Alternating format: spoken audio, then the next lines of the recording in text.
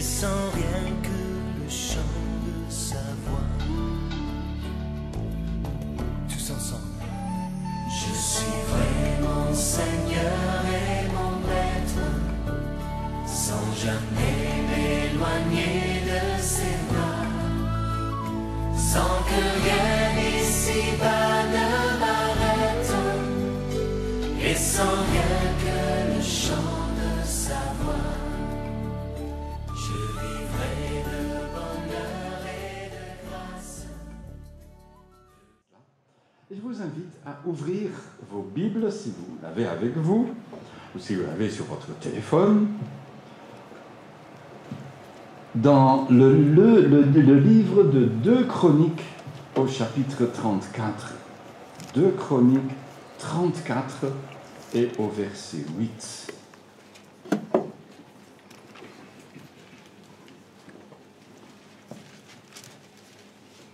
À cette fin du livre de 2 Chroniques, c'est un des derniers rois de Juda qui est sur le trône.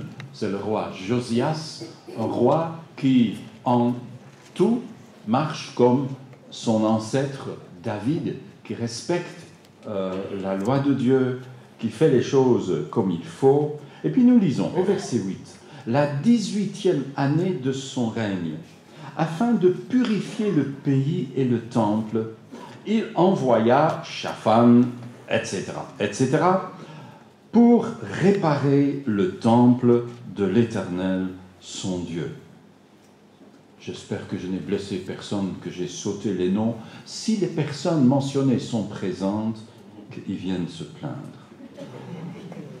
Et nous lisons au verset 14, « Au moment où l'on retira du coffre l'argent qui avait été apporté au temple de l'Éternel, le prêtre Hilkia découvrit le livre de la loi de l'Éternel transmise par Moïse.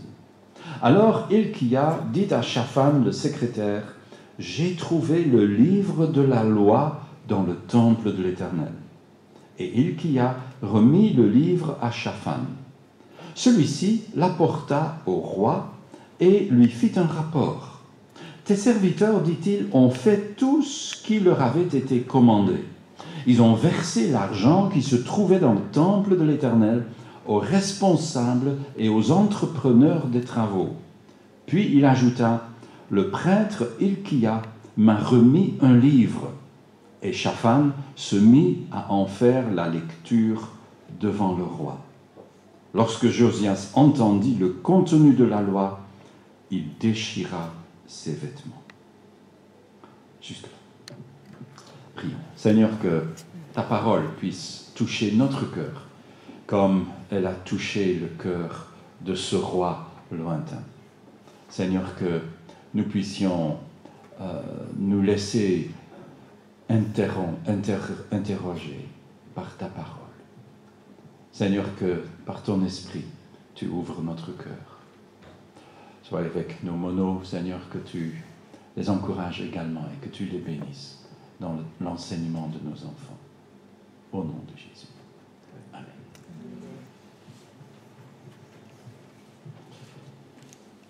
Je ne sais pas si ça vous est déjà arrivé de rouler tranquillement dans notre beau pays et de commencer à pester sur l'état extraordinairement mauvais de nos routes. Parfois, on a l'impression qu'on va de trou en trou et de travaux en travaux. Vous savez bien que si vous n'entretenez pas une route, elle se dégrade. Ne faites rien et elle tombe en ruine. C'est la même chose avec nos maisons, c'est la même chose avec presque tout. Si on laisse faire la nature, tout se détériore, tout se déglingue, tout tombe en ruine. Et alors, de deux choses l'une, soit vous allez entretenir à temps, et ça vous coûte de l'argent, mais moins, ou vous laissez s'achever l'œuvre de la nature, et à renfort de millions, vous allez devoir faire à neuf ce que vous avez laissé se déglinguer. C'est comme ça. C'est aussi la même chose dans notre vie spirituelle. Ne faites rien et elle tombera en ruine. Et vous tomberez en ruine avec. C'est comme ça. C'est une loi. C'est la loi du péché qui agit dans notre monde. Si vous n'entretenez pas avec effort votre vie spirituelle, celle-ci va se déglinguer. Ce n'est pas possible autrement. Ce fut ainsi en Israël. Pendant longtemps, au verset 11 de ce même texte, il nous est dit ceci, « La charpente que les rois de Juda avaient laissée tomber en ruine. » Qu'est-ce qu'ils ont fait, les rois de Juda? Rien. Ils ont laissé tomber en ruine. Pour ça, il ne faut rien faire. Ça se fait tout seul. Dans votre vie spirituelle, ça se fait tout seul. Ils ont laissé tomber en ruine. Jusqu'à ce que Dieu suscite un homme, le roi Josias, qui a à cœur le Seigneur et son œuvre.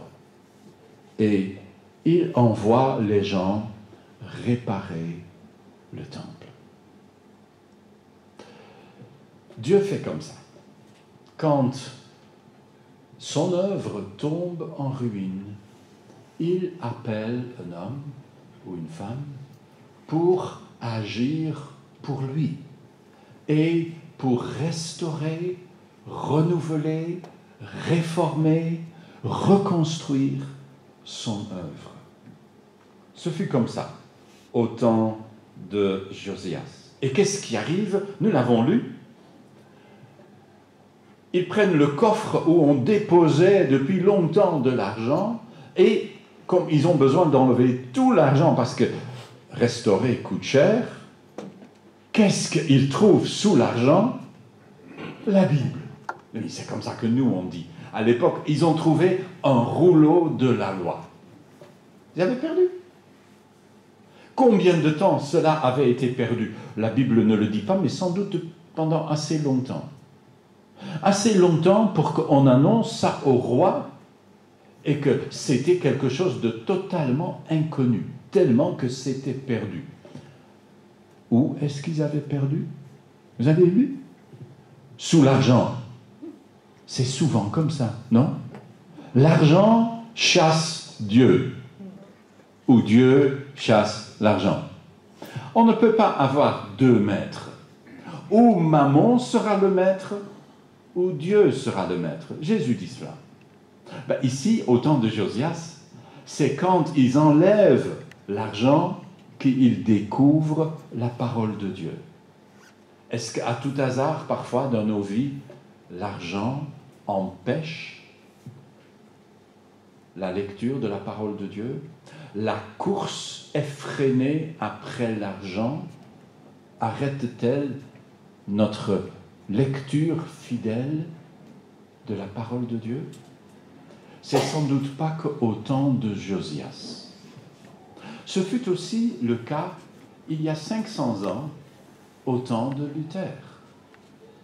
Et il y a de la raison à ce qu'on prête un peu de temps à commémorer ce qui s'est passé il y a 500 ans. Ce mardi, 500 ans en arrière, jour pour jour, Luther a commencé un mouvement pour lequel Dieu l'avait préparé. Un mouvement qui va changer la face de l'Europe et probablement du monde entier. Chers amis, s'il y a eu des missionnaires qui sont venus chez vous au pays annoncer la parole de Dieu, et c'est sans doute la raison pourquoi beaucoup parmi nous sont ici, c'est un lointain fruit de ce qui s'est passé il y a 500 ans. Ce que nous avons essayé de montrer et de retracer au travers du beau film que, si vous avez pris la discipline de venir, vous auriez vu vendredi soir. Regardons quelques détails avec un peu plus d'attention. Luther et ses compagnons découvrent 5 choses qui sont incontournables pour toute restauration, pour toute réforme, pour tout renouveau de l'œuvre de l'Esprit de Dieu dans notre cœur. 5 choses autour duquel vous ne pouvez pas aller. Vous ne pouvez pas les contourner, les oublier. Dans ce cas-là, là où vous arrivez, ce n'est pas là où Dieu voudrait que vous soyez. Ces 5 choses sont, à l'époque, exprimées, c'est comme ça, en latin. Mais comme vous êtes des latinistes affirmés, je pense que je peux vous les citer en latin et vous allez comprendre ça sans aucun problème. Mais au cas où vous avez quand même quelques problèmes, sur la feuille, je les ai mis et en latin et en français. Sola scriptura. Sola, ça veut probablement dire seul, ça ressemble, oui, c'est juste. Et scriptura, vous entendez écriture. Seules les Écritures. Sola gratia, seule la grâce. Sola fide, non, ça n'a rien à faire avec la nourriture du chien. Sola fide veut dire seule la foi. Solus Christus, ça on a compris tout seul. Seul le Christ. Et puis finalement, soli Deo Gloria. Ah, celui-là est un tout petit peu plus... À Dieu seule la gloire. Ok, ça c'est les 5 points incontournables de toute réforme, de toute restauration, de toute réparation de la vie spirituelle. La réforme, il y a 500 ans, un peu plus même, a commencé avec quelque chose de pas du tout remarquable, quelque chose de très normal. Nous pensons parfois que Dieu ne peut agir que par des miracles. Il y a des églises où on crie au miracle à tout bout de champ. Et bien sûr, en général, il n'y a pas de miracle. Il ne faut pas se leurrer. Mais Dieu n'agit pas que par des miracles. Dieu est tellement maître de tout que tout est à sa disposition. Comment va commencer ce mouvement renversant de la réforme au XVIe siècle? Ça commence avec un orage. C'est comment? Ça arrive combien de fois par an? Rien de très particulier. Vous avez raison. Sauf bien sûr si vous vous trouvez en rase campagne et que l'orage est violent. C'est ce qui s'est passé avec Martin Luther. Il était étudiant en droit. Son père avait payé cher pour que son cher bambin puisse devenir quelqu'un de bien. Et voilà que Luther, en voyage dans la campagne, se fait surprendre par un orage violent. Et c'est effrayant. D'ailleurs, on nous dit jusqu'à jour d'aujourd'hui, attention, à la campagne, il faut vous coucher, parce que sinon, la foudre pourrait s'abattre sur vous. Et Luther a une peur bleue, il a les jetons. Et il finit par hurler cette phrase. Sainte Anne, oubliez qui était Sainte Anne, pas important. Sainte Anne, sauve-moi et je me ferai moine. Ça, je suis sûr qu'aucun de nous n'a jamais crié parce qu'il n'y a pas de moine dans cette salle. Ni d'ex-moine, je pense. Luther avait tellement peur qu'il a prié cela. Et il était sincère, c'est un homme entier.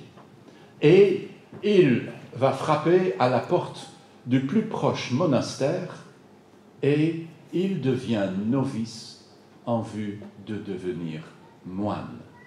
Contre le gré de son papa, qui se rend compte qu'il a investi son argent pour des prunes, et il n'est pas content. Mais Luther était entier. J'ai promis, je fais. C'est un très bon principe d'ailleurs. Là, en tant que moine, par le Père supérieur du monastère où il est engagé, il va découvrir la Bible. Mettez-vous 500 ans en arrière. La Bible n'est pas répandue. C'est vrai, on commence à l'imprimer, c'est le premier livre imprimé, mais elle n'est pas distribuée. Ça fait quand même un truc comme ça. Ce n'est pas tout à fait une Bible de poche, ou même un modèle moyen que vous pouvez encore porter. C'est vraiment un paquet. Et peu de gens pouvaient se le payer. Et puis, il y avait un petit problème. La Bible était en latin. Et la plupart des gens ne lisaient pas le latin, pas plus que vous et moi. Je pourrais peut-être me débrouiller un tout petit peu, mais c'est quand même pas la langue de tous les jours. Luther, qui avait appris le latin, commence à lire la Bible. Et il est frappé par ce qu'il lit. Vous voyez, Luther était une âme sensible. Luther était bien conscient que devant un Dieu juste, il n'avait aucune chance. Que, à moins qu'il puisse trouver un truc, il allait y passer pour l'éternité. C'était un temps où les gens étaient sous l'influence de la réalité de l'enfer. Ils savaient que le jugement allait venir. Ils savaient qu'à moins de trouver une solution, ils allaient y passer. Et Luther hurlait sa douleur aux quatre murs de sa cellule de moine. Comment trouver la paix? Comment trouver le pardon? Comment trouver un Dieu juste qui pourtant l'accepte, le reçoive comme son enfant? Luther trouvait que la barre que Dieu plaçait devant les hommes était beaucoup trop haute. Aujourd'hui, on n'y pense plus beaucoup. Laissez-moi donc vous rappeler tout simplement ce que Jésus a dit. Le doux, gentil Jésus qui accepte tout le monde. Voilà ce qu'il dit dans l'Évangile. Vous donc, soyez parfaits. Et juste au cas où on se fait mal comprendre, Jésus ajoute une ligne. Vous donc, soyez parfaits comme votre Père céleste est parfait. Que ça. Ça suffit. Allez-y, faites-le. Vous comprenez le malheur de Luther? On devrait avoir du malheur devant cela. Si cela est vrai, si cela n'est pas vrai, Jésus est un menteur. Si cela est vrai, on a du souci à se faire. On comprend que Luther se faisait du souci. Il souffrait. Il était courbé sous la misère de son péché. Et voilà que, dans sa lecture biblique, il tombe sur le psaume 22. Luther avait quelques livres qu'il aimait particulièrement. Le livre des psaumes, la lettre aux Romains, la lettre aux Galates. C'était un peu les livres qui lui avaient parlé le plus. Quand, dans sa lecture des psaumes, il tombe sur le psaume 22, ce psaume commence avec ce texte connu, « Mon Dieu, pourquoi m'as-tu abandonné ?» Et Luther, bien sûr, pense à Christ, sur la croix. Et Luther se pose une question logique. Il dit, « Moi, je souffre à cause de mon péché, c'est normal. Mais lui, il est innocent. Il n'est coupable de rien. Pourquoi est-ce qu'il souffre ?» Vous voyez, Luther revient à la Bible et va poser ses questions d'après la Bible. La Bible, pour lui, faisait autorité. C'est la parole infaillible de Dieu. Dieu est fiable, c'est que donc sa parole est fiable. Je peux mettre ma vie au risque de cette parole. Cette parole ne ment pas. Il est dit ceci dans les prophètes. Ainsi parle l'Éternel. Le ciel est mon trône et la terre mon marchepied. Quelle maison pourrez-vous me bâtir et quel lieu serait celui de mon repos? Toutes ces choses, ma main les a faites, et elles sont toutes venues alors à l'existence, dit l'Éternel. Voici sur qui je porterai mes regards, sur le malheureux qui a l'esprit abattu et qui tremble à ma parole. Sola scriptura, par l'écriture seule, veut dire que je tremble à la parole de Dieu. C'est elle qui est le dernier mot sur moi. C'est elle qui a le dernier mot sur ce monde. Finalement, c'est elle qui demeure. Tout passe, tout casse, tout lasse, mais cette parole demeure. Est-ce que nous tremblons encore à cette parole? Pourquoi une chose est-elle vraie? Eh bien, pour Luther, une chose est vraie parce que la Bible le dit. Ce n'était pas comme ça en son temps. Et ce n'est pas nécessairement comme ça en notre temps. En son temps, une chose était vraie parce que l'Église le dit. Mais pour Luther, ça, ce n'était pas un fondement assez sûr. L'Église, ce sont des hommes, et que des hommes. Non, ce qui est sûr, c'est ce qui est écrit dans la parole de Dieu. Aujourd'hui, beaucoup de gens croient que ce qui est sûr, c'est ce que dit la science. Mais c'est qu'on connaît mal la science. Il n'y a rien d'aussi provisoire que les dictats de la science. Non, seul ce que dit la parole de ce Dieu qui ne ment point, seule cette parole est la vérité. Voici que Luther est convoqué devant l'empereur pour se justifier de ses hérésies, parce que ce qu'il enseignait, c'était regardé comme une hérésie. Et Luther termine sa présentation. Ce sont quasiment ses dernières paroles devant l'empereur, et il joue sa tête, probablement plutôt tout son corps, parce qu'il risquait de se trouver sur le bûcher, brûlé comme un hérétique. C'est comme ça à l'époque. Donc il fallait bien réfléchir. Et finalement, Luther dit ceci: « Je suis lié par les textes bibliques que j'ai cités. Ma conscience est captive de la parole de Dieu. » C'est ça ce que veut dire sola scriptura. Si tu crois que seule la Bible dit vrai, tu fais bien.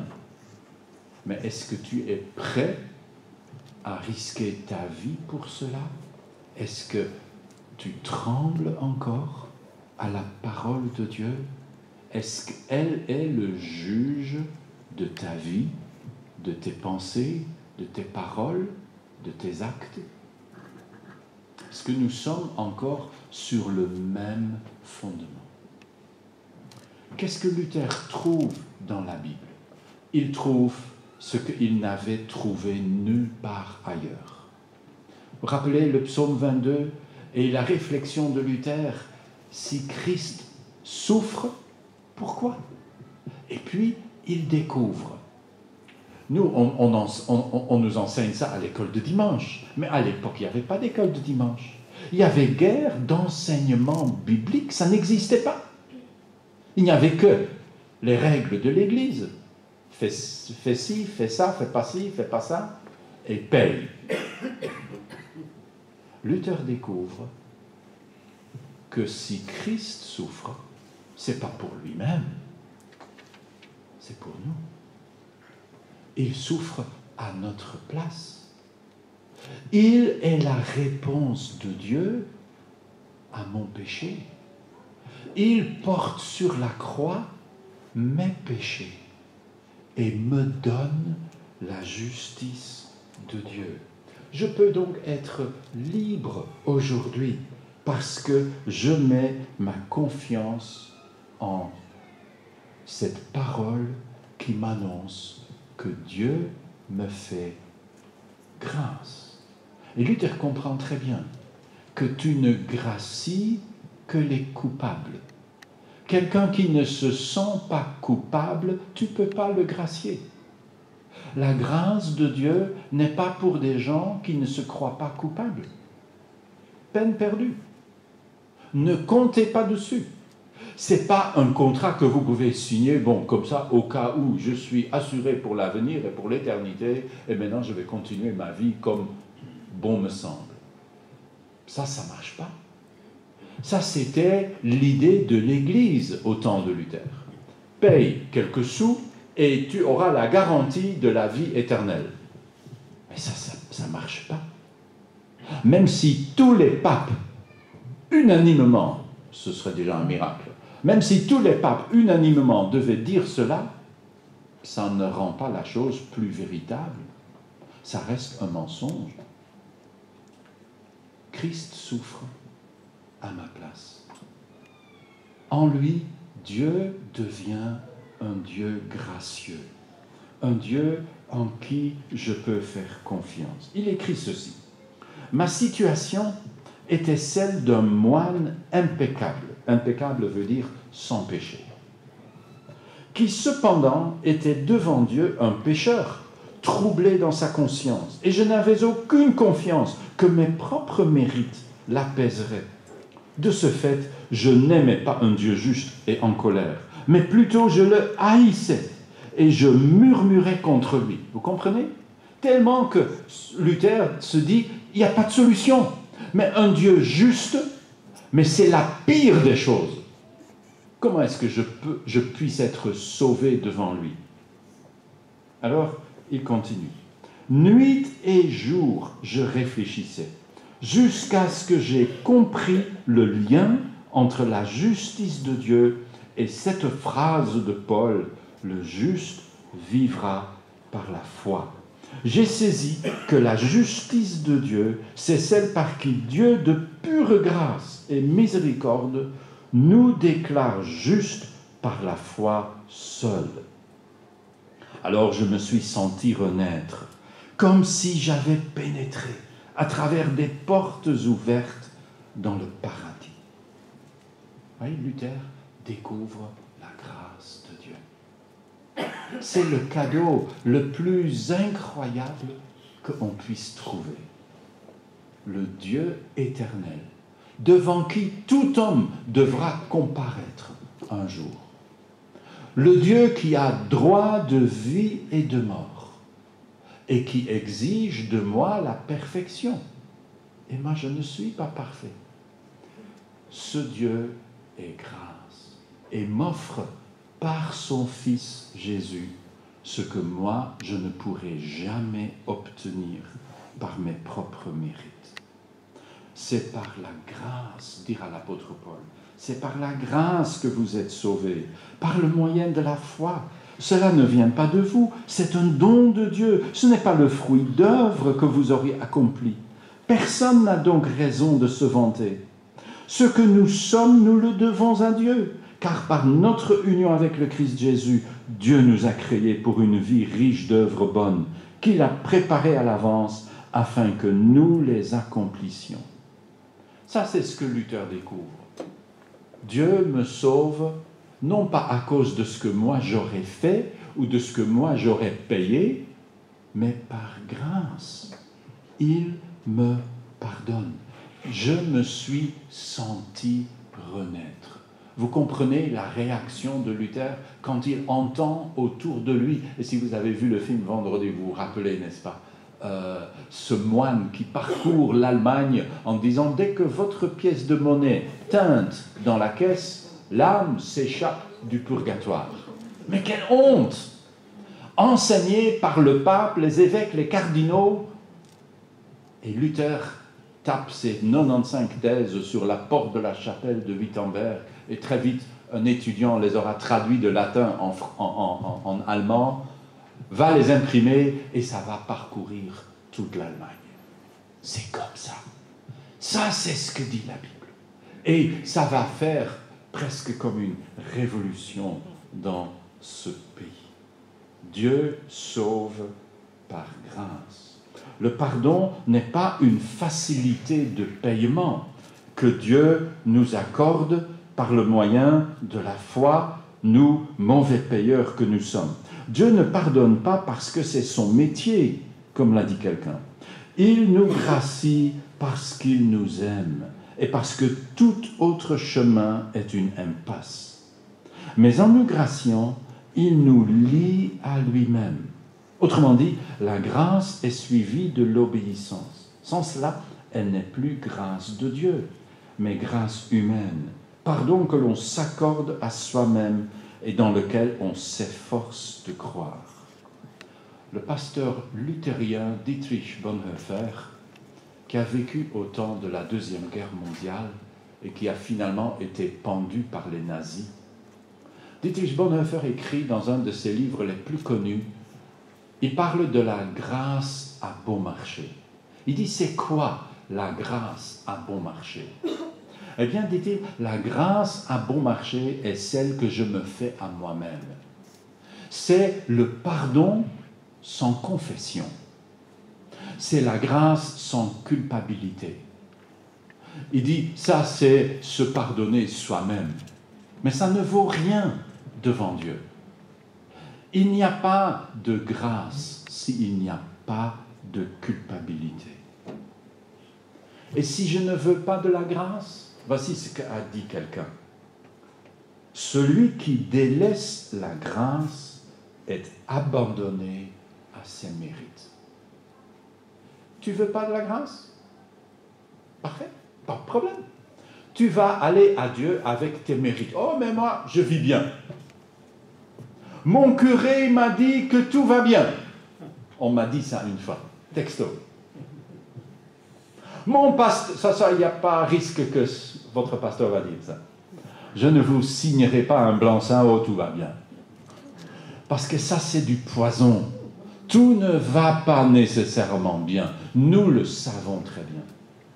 Le péché, on n'en est pas quitte aussi facilement que cela. Mais si vous ne voulez pas de la grâce de Dieu, vous n'aurez que vos mérites. Et quand vous brûlerez en enfer, vous pourrez dire, voilà, j'ai eu ce que je méritais. Mais j'espère qu'aucun de vous ne brûlera jamais en enfer. Est-ce que nous sommes encore émerveillés par la grâce de Dieu? Est-ce que ça vous fait encore de la joie? Dieu a fait grâce à moi. Moi, le sale pécheur que je suis. Dieu a donné son Fils quand moi j'étais encore un pécheur invétéré. Il n'a pas attendu que moi je le mérite. Il aurait attendu longtemps. Il l'a fait dans sa grâce. Voyez? Luther avait raison. Par la grâce, il me lie à lui-même. Ça, c'est la foi. C'est seulement par la foi. Tu ne peux pas obtenir ça autrement. Tu ne peux pas payer pour. C'est trop cher. Tu serais ruiné pour l'éternité. Non, tu ne peux pas payer. Dieu le donne. Et moi, je le crois. La médaille sur laquelle est imprimée la grâce d'un côté, il est imprimé de l'autre côté que c'est par la foi et par la foi seule. C'est la seule chose qui ouvre la porte du palais de Dieu. C'est la seule clé qui ouvre les portes du paradis. C'est par la foi. Luther écrit, la foi, c'est le oui du cœur. Une conviction sur laquelle on risque sa vie. Au temps de Luther, c'était une évidence. Des amis de Luther se sont fait brûler à cause de leur nouvelle foi. En 1522, l'année après que Luther comparaît devant l'empereur à Worms, l'année après, sur la grande place de Bruxelles, on brûle les premiers 2 témoins de l'évangile des temps modernes. Ça pouvait coûter cher. La foi était un risque une conviction sur laquelle on risque sa vie. Combien de chrétiens, même aujourd'hui, ne risquent pas leur vie à cause de leur foi? Mais Dieu ne me demande pas de mourir pour lui. Aujourd'hui, il me demande de vivre pour lui. Jésus dit, celui qui ne prend pas sa croix et ne me suive n'est pas digne de moi. La foi. Luther écrit encore ceci. Dieu te fait dire par sa parole vivante que tu dois t'abandonner à lui avec une foi robuste. On a ça, une foi robuste. Et lui faire hardiment confiance. Alors, à cause de cette foi, écoutez, c'est remarquable ce qu'il écrit là. À cause de cette foi, tous tes péchés seront pardonnés. Tu triompheras de tout ce qui te perdait. Tu seras droit, véridique, apaisé, juste, et tu auras accompli tous les commandements. Tu seras libéré en toutes choses. Comme le dit saint Paul, le chrétien juste ne vivra que par sa foi. Est-ce que nous vivons par la foi? La question n'est pas est-ce que nous avons la foi, mais est-ce que nous vivons par la foi? Ce n'est pas la même chose. Tu peux penser que tu as la foi. Ben oui, moi je crois à ça, et encore autre chose. Voilà, j'ai la foi. Mais ce n'est pas de cela qu'il s'agit. Est-ce que je vis par la foi? Est-ce que j'ai une garantie que je ne vais pas jeter ma vie à tout jamais en faisant confiance à Jésus-Christ? Est-ce que je ne vais pas passer à côté de l'essentiel?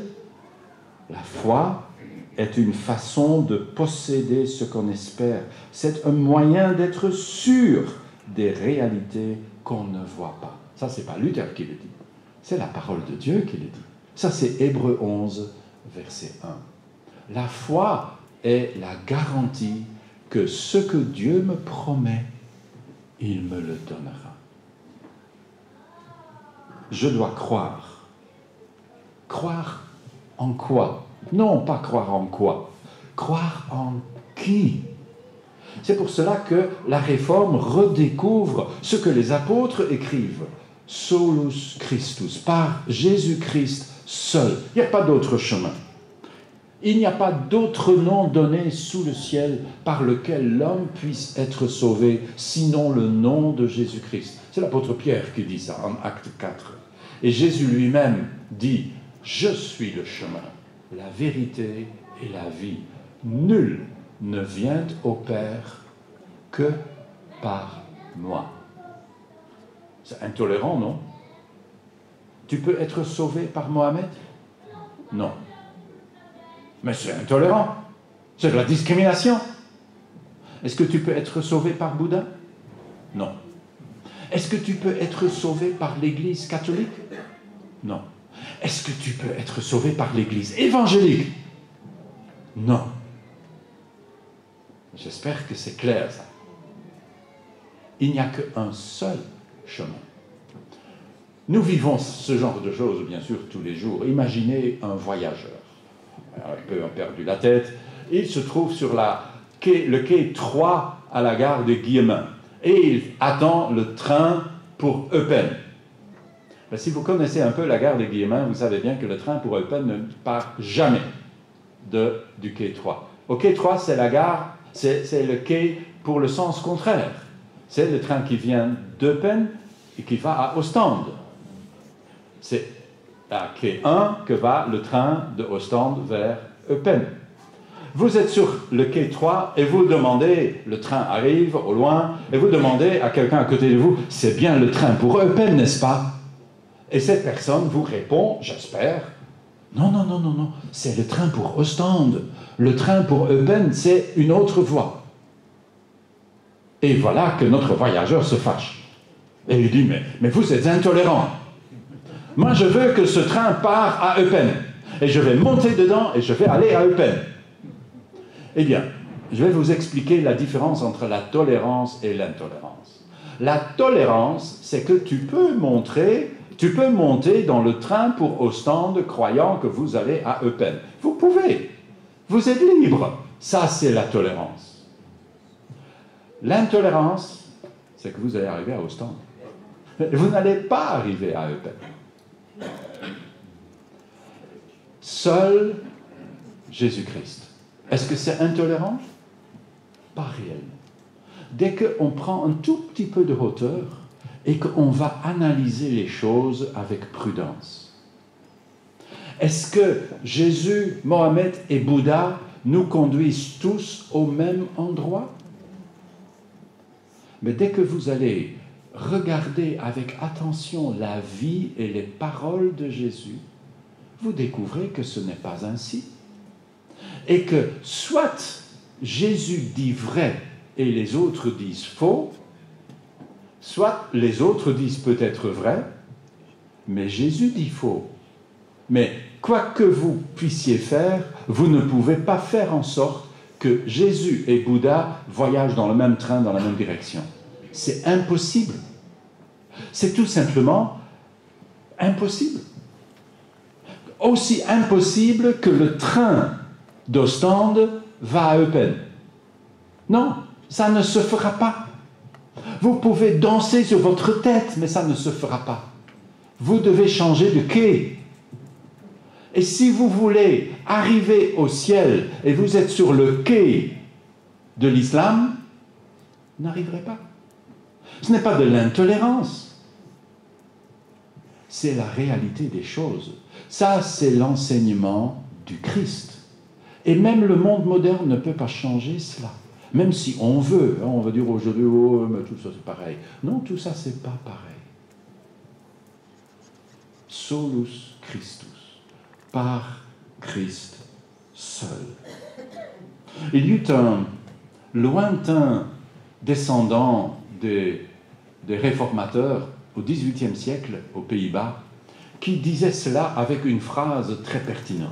Il écrit ceci: il n'y a pas un centimètre carré, c'est ça, hein, au carré, c'est pas beaucoup. Il n'y a pas un centimètre carré dans tout l'univers dont Christ, le maître souverain de tout, ne dit « cela m'appartient ». Passez votre vie, hein, passez la journée à compter les centimètres carrés que vous traversez. Il n'y en a pas un dont Christ ne dit « ça m'appartient ». Commencez dans votre propre cœur, dans votre propre vie. Il n'y a rien qui échappe à la maîtrise de Jésus-Christ. Ça, c'est solus Christus. Ça veut dire que c'est par Christ seul. Vous comprenez que ça suscite la haine? Vous savez que Christ est parmi les personnes les plus haïes de notre société moderne? Quelqu'un qui dit « tout pouvoir m'a été donné », vous croyez qu'il sera populaire? Quand la Bible dit que tout genou fléchira et que toute langue confessera que Jésus-Christ est Seigneur, vous croyez que ça sera gobé avec bonheur par tout le monde? Ça, il faut la grâce de Dieu pour que vous l'acceptiez réellement et pour que vous pliez le genou aujourd'hui. Christ est haï. Les rois, les présidents, les généraux, les politiciens, tous se liguent contre le Christ. On ne veut pas de lui. En fait, en aménageant légèrement le texte, je ne fais que citer un des psaumes, le psaume 2, parce que ce n'est pas nouveau. On peut tout supporter, sauf le Christ et son évangile étroit. On peut tout supporter, sauf les chrétiens qui veulent encore croire en cela. Aujourd'hui, c'est différent, on est plus large. Jésus aussi sait être large. Vous n'avez pas entendu? Large est le chemin. Ah, bonne nouvelle! Non, il faut écouter jusqu'au bout. Large est le chemin qui mène à la perdition, et beaucoup le trouvent. Étroit est la porte, et resserrer le chemin qui mène à la vie. Et peu le trouvent. Il faut le chercher, sinon tu ne trouves même pas. Oui, il faut être large. Mais notre monde n'a pas besoin de dire qu'il faut être large. Notre monde est déjà assez large. Et il travaille et voyage sur le chemin comme sur une autoroute, en TGV vers l'enfer. Étroite est la porte et resserré le chemin qui mène à la vie. C'est comme ça qu'on arrive à ce cinquième incontournable. Soli Deo Gloria. À Dieu seul la gloire. Chers amis, dans le ciel, il n'y aura que ceux qui vivent pour ça. L'enfer est rempli des autres. Finalement, les seuls qui vivront, c'est ceux qui vivent pour la gloire de Dieu. Ceux qui vivent pour leur propre gloire vont passer leur chemin. Ils vont passer à côté. Et un jour, ils vont découvrir qu'ils ont investi leur vie sur de la paille. À Dieu seul la gloire. C'est là que tout doit aboutir. C'est là ce qui doit être la mélodie de fond de notre vie. L'important n'est pas est-ce que vous chantez ça tous les jours. L'important, est-ce que cette mélodie résonne dans votre cœur tous les jours? Est-ce qu'elle inspire vos mains tous les jours? Est-ce qu'elle dirige vos pensées tous les jours? Comment est-ce que Dieu peut avoir, lui seul, toute la gloire? Eh bien, laissez-moi vous le résumer. Tout d'abord, ça veut dire que vous devez concentrer votre vie sur Jésus-Christ, parce qu'il est lui seul est le chemin vers le Père. Oui, mais si je fais cela, je risque pas de me tromper? Ce serait quand même grave, pasteur. J'arrive là, j'ai investi toute ma vie pour le Christ, et puis je découvre qu'en fait, Mohamed avait raison.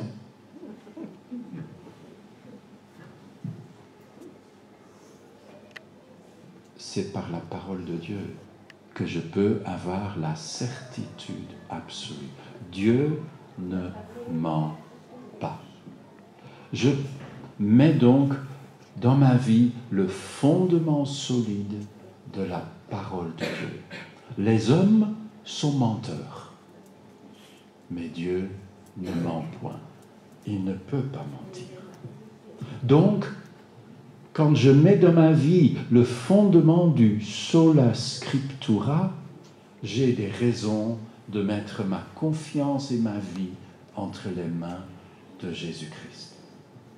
Alors, ma faible main que je mets dans la puissante main de Dieu, Luther avait raison, c'est la main du cœur.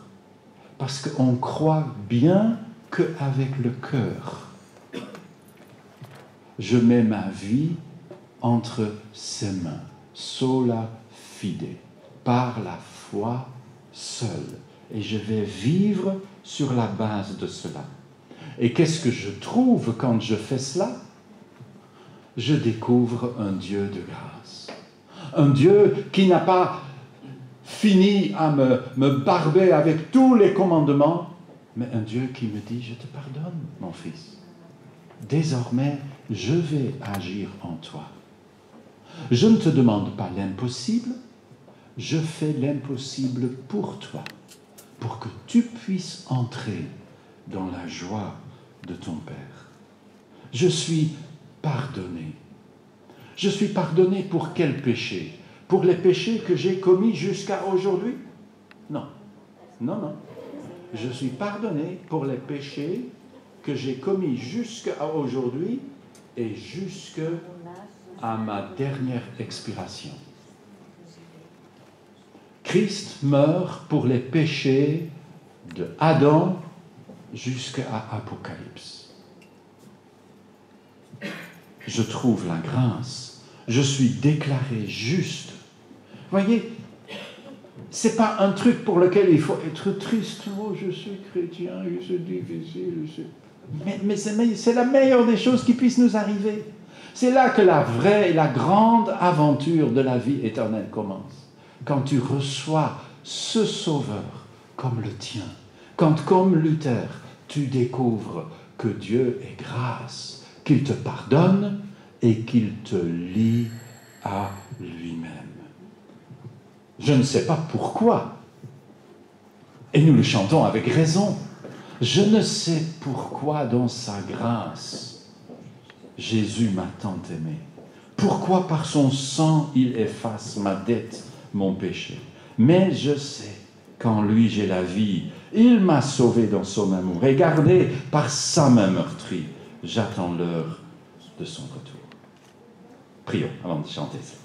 Seigneur notre Dieu, merci pour ta parole. Merci pour ce que tu as fait au travers de l'histoire, comme au XVIe siècle. Merci Seigneur que toujours à nouveau tu suscites des hommes et des femmes afin que ton évangile soit connu, annoncé, prêché, cru. Seigneur, que nous puissions à notre tour continuer cela pour que d'autres au travers de nous puissent l'apprendre. Seigneur, que nous puissions vivre par la foi, jour après jour, jusqu'à ce que ton Fils revienne. Nous te le prions en son nom. Amen.